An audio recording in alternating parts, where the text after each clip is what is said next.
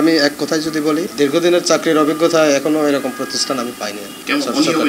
অনিয়ম বলেন বা শৃঙ্খলা পরিপন্থী বলেন, আমার ব্যক্তিগত এক্সপিরিয়েন্স আর কি।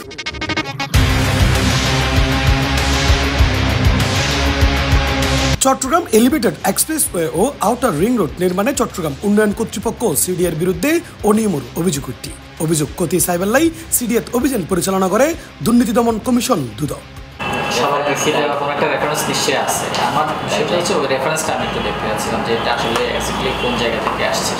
এলিভেটেড এক্সপ্রেসওয়ে নির্মাণে দুর্নীতির প্রসঙ্গে সিডিএত অভিযান পরিচালনার লাই গত মঙ্গলবার 11 ফেব্রুয়ারি দুর্নীতি দমন কমিশন দুদকর প্রধান কার্যালয়ের নির্দেশ দেওয়া হয়। নির্দেশনা অনুযায়ী বুধবার দুপুর অভিযান শুরু করে দুদকর উগ্র টিম। প্রথমে প্রবেশ করে প্রকল্প পরিচালক ও সিডিএর নির্বাহী প্রকৌশলী রাজীব দাসর কক্কত। এড়ে তার লগে চলে হতবাত্রা।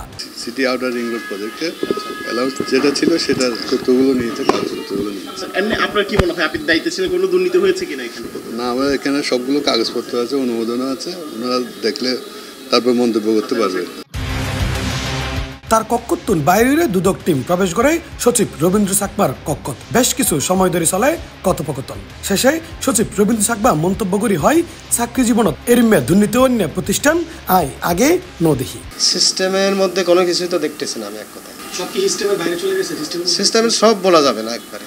এবং আমি এটাও মনে করবো যারা এখানে স্টাফ আছে সবার এটা সবাইকে দোষারোপ করলে ওটা ঠিক হবে না। এটা হয়তো বা আমরা সিস্টেমটাকে আমরা ঠিকমতো রাখতে পারি নাই আর কি। সিস্টেমের মধ্যে একটু ব্যর্থতা ছিল আর কি হতে পারে। এটা আসলে স্পেসিফিক কাউকে বলা তো কঠিন।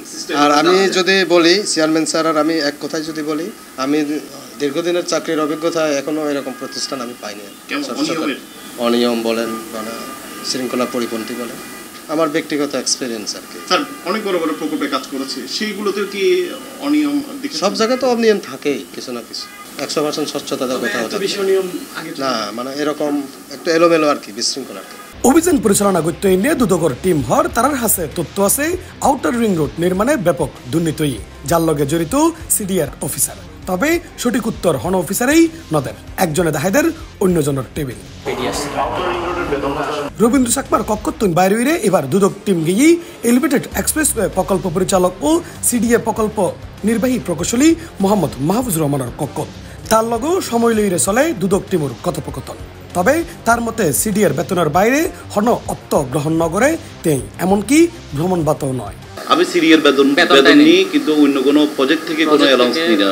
তো এই ধরনের যে 40% অ্যালাউন্স নিচ্ছেন, এই ধরনের নেওয়ার কোনো বিধিবিধান আপনাদের চৌকের কোনো আইন বা বিধি আছে? আসলে এটা আমি বলতে পারবো না, আমাদের সচিব মহোদয় বলতে পারবেন। না, আপনাদের সচিব মহোদয় এটা আমাকে বলতে পারেন নাই। এবং এটা আসলে ডিবিবিতে কি প্রভিশন আছে এটা আমি জানি না। আমার প্রজেক্টে এবং আমি যেসব ইয়াতে কাজ করছি বা অন্য কোনো দায়িত্ব নাই, আমি এলিভেটেড এক্সপ্রেসের পিডি হিসেবে আছি, প্রকল্প পরিচালক হিসেবে দায়িত্ব পালন করছি।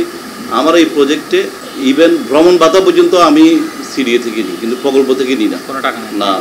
দুদকর টিম এলিভেটেড এক্সপ্রেস ও আউটার রিং রোডত অনিয়ম দুর্নীতির অনুসন্ধানত আইরে সিডিআর একজন কর্মকর্তা হাজর হারণের ডাহাত তাহনে তারার লগে হতা হইতে না পারে। তবে দ্রুত সময়ের মধ্যেই তারার হাতে ডকুমেন্টস জমা দিতে হই দুদক। মূলত অভিযোগটা ছিল এরকম যে চট্টগ্রামে দুইটা বড় প্রকল্প, একটা হলো যে আপনার লালখান বাজার থেকে পতেঙ্গা পর্যন্ত যে এলিভেটেড এক্সপ্রেস ওয়ে হয়েছে, এটার নির্মাণ কাজে কিছু অনিয়ম, বিশেষ করে তারপর প্রয়োজনের অতিরিক্ত এখানে অর্থ ব্যয় করা হয়েছে, এ ধরনের কিছু অভিযোগ আমাদের কাছে ছিল। এটা হচ্ছে এক নাম্বার যেটা বললাম এক্সপ্রেসওয়ে। আর একটা হলো যে চট্টগ্রাম আউটার রিং রোড প্রকল্প, যেটা আপনার সাগরিকা পর্যন্ত যেটা পতেঙ্গা থেকে গিয়েছে আর কি, ওটার বিষয়ে অভিযোগটা ছিল এরকম যে চট্টগ্রাম উন্নয়ন কর্তৃপক্ষের এখানে 7 জন অফিসার আছেন, ওনাদের নিজস্ব অফিসার, ওনারা হচ্ছে ওখানে অতিরিক্ত দায়িত্ব পালন করছেন আর কি এই প্রকল্পে, যে আউটার রিং রোড প্রকল্পে। তো মূলত যেটা অভিযোগ সেটা হচ্ছে ওনারা সিডিএ থেকেও বেতন ভাতা নিচ্ছেন, পাশাপাশি হচ্ছে এই প্রজেক্টটা থেকে ওনারা 40% হচ্ছে ওনারা অ্যালাউন্স নিচ্ছেন আর কি, যেটা আসলে অনেক টাকা। তো আমরা যে বিষয়টা দেখেছি, আমাদের তো আসলে যেটা সরকারি বেতন ভাতা দিয়ে আইন 2015 আছে, ওখানে বিধি 22-এ বলা আছে যে অতিরিক্ত দায়িত্ব পালনের ক্ষেত্রে সাধারণত আমরা মূল বেতনের 10% অথবা 1,500 টাকা আমরা এটা নিতে পারি আর কি সরকারি অফিসার। তো ওনারা এক্ষেত্রে যেহেতু 40% ওনারা বেতন ভাতা নিয়েছেন, তাহলে এক্ষেত্রে কোনো ওনাদের আলাদা কোনো প্রভিশন ছিল কিনা বা এটা যথাযথ প্রক্রিয়া নেওয়া হয়েছে কিনা, এটা আমরা মূলত যাচাই করতে এসেছি বা দেখেছি। অনিয়ম ও দুর্নীতির সমস্ত তথ্য সংগ্রহ করে প্রতিবেদন জমা দিবার কথা জানাই অভিযানত নেতৃত্ব দৈন্যে সমন্বিত জেলা কার্যালয় একর সহকারী পরিচালক সাইদ ইমরান। পরে অভিযোগ প্রমাণিত হইলে তার বিরুদ্ধে নেওয়া হইব আইনগত ব্যবস্থা।